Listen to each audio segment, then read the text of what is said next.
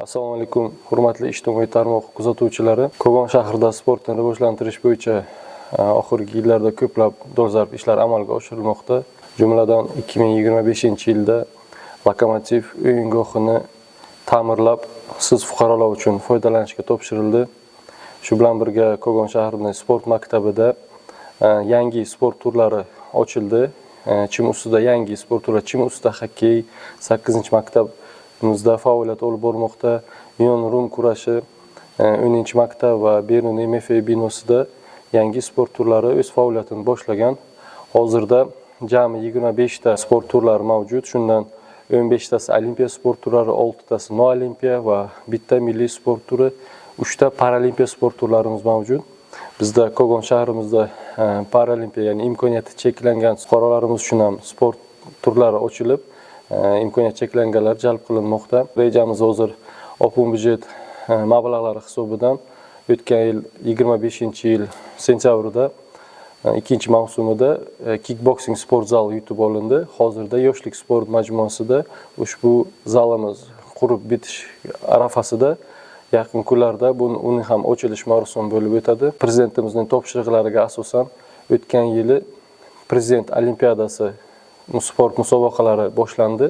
Shu yil shu musobaqani shahar bosqichi, viloyat va respublika bosqichlari bo'lib o'tadi. Barcha 13, 12, 14 yoshdagi sportchilarni RP platformasi orqali arizalar qabul qilinadi va ishtiroki ta'minlanmoqda. Bu musobaqamiz 24-martdan boshlanib 8-aprelgacha davom etadi.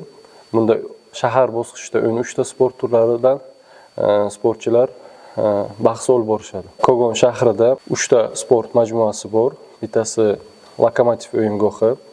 Hozir unda yana qurilish ishlari davom ettiriladi.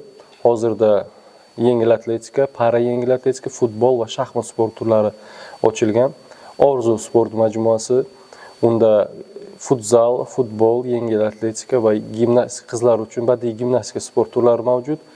Va yoshlik sport majmuasi, unda boks, kickboksing, shaxmat sport to'garaklari mavjud. Yaqinda yoshlik sport majmuasini ham rejalashtiryapmiz. To'liq maydonni chim ustida xokkey bazasiga ixtisoslashtirish reja qilingan.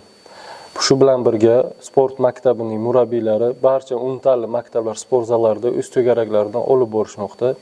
2-umumta'lim maktabida kickboksing, 11-umumta'lim maktabida taekvondo VTF, 7-umumta'lim maktabida badiiy gimnastika va kurash judo sport turlari, 9-umumta'lim maktabida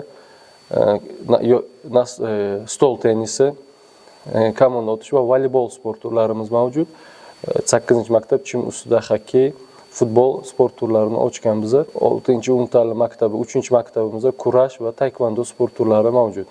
Barcha yoshlarimiz bemalol, bepul sport bilan shug'ullanishlari uchun sharoitlar yaratilgan va darslardan so'ng bemalol borib 3 dan to 7-8 kechgacha murabbiy boshchiligida sport bilan shug'ullanish imkoniyatlari mavjud. E'tiboringiz uchun rahmat.